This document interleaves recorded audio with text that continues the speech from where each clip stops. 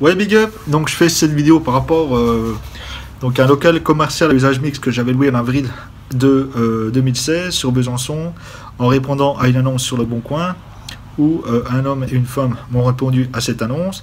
Je suis allé et j'ai demandé la location à un bail à usage mixte qu'ils m'ont signé. Sauf que ce local n'était pas aux normes d'habitation, n'avait pas de salle de bain, pas de cuisine, et très mal isolé, donc une configuration d'un local commercial. Je pensais obtenir des aides à l'amélioration de l'habitat.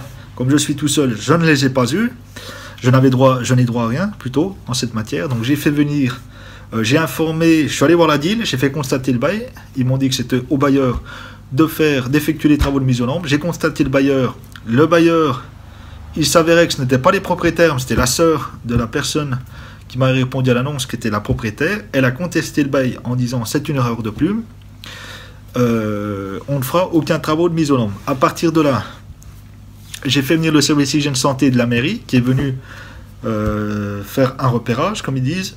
Il a fait un rapport en disant qu'il avait bien une configuration d'un local commercial et non d'habitation, sauf qu'il n'a pas fait suivre à la commission des logements insalubres qui aurait dû rendre un arrêté d'insalubrité des logements préfectoral, ce qui aurait conduit à l'obligation au bailleur de faire des travaux ou de me reloger, ce qui n'a pas été fait.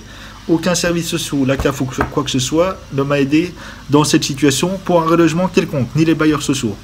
J'ai dû faire des recherches sur Le Bon Coin jusqu'à ce que je tombe sur un logement à louer, où là, il est aussi mal isolé, avec un bailleur qui voulait déjà me casser le bail, le bail à peine signé. Donc, à partir de là, donc, le bail du local n'avait pas de valeur parce que ils étaient hors la loi, ils n'avaient pas le droit de le louer dans cet état alors que c'était indécent. Et donc, j'ai donc fini par casser ce bail sans préavis. Je reçois une lettre recommandée du bailleur qui me dit vous deviez nous donner un préavis de 3 mois, vous nous devez 3 mois de loyer. Donc, moi, si j'aurais voulu, j'aurais porté plainte contre eux en demandant des dommages d'intérêt et quoi que ce soit. Les peines sont très lourdes, ça peut aller sur des peines d'emprisonnement, des peines, des grosses amendes, des interdictions de louer ou de vendre des biens immobiliers, parfois à vie.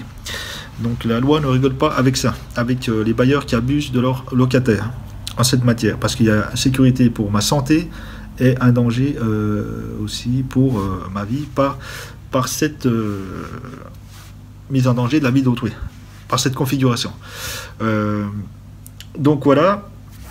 Donc aussi, il n'y a qu'à la télé, vous voyez, vous savez le maçon là qui fait venir des entreprises et tout, des donateurs, des gens qui viennent aider à finir une baraque, parce que l'autre il se fait arnaquer, il n'y a que ça il n'y a qu'à la télé, tu vois ça. Ils font ça que pour le buzz, pour la pub.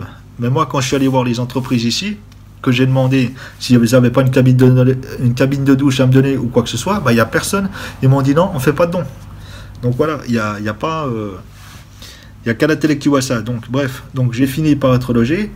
Maintenant, comme je disais, j'aurais pu donc porter plainte contre ces bailleurs et demander des dommages d'intérêt, chose que je n'ai pas fait jusqu'à présent.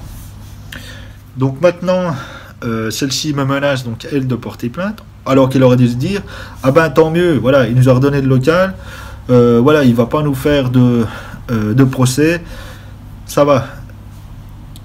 Alhamdoulilah, ça va.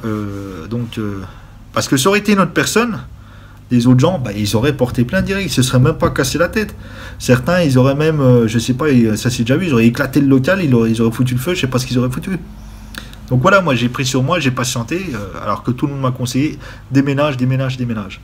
Donc voilà, donc je suis venu à déménager, mais voilà, bon, dans cette situation, je n'ai eu aucun soutien pour l'association, malgré les dons que j'ai fait sur la web radio, que dalle. Donc voilà, ce que je reproche à mes auditeurs que j'ai eu, que voilà, aucun soutien, mais bon, c'est pas grave.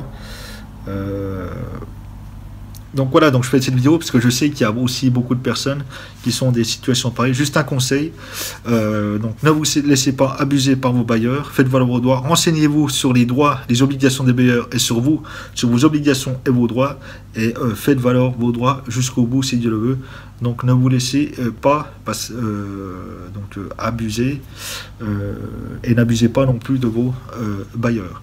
Donc voilà, sur ce, à la prochaine si Dieu le veut, ciao.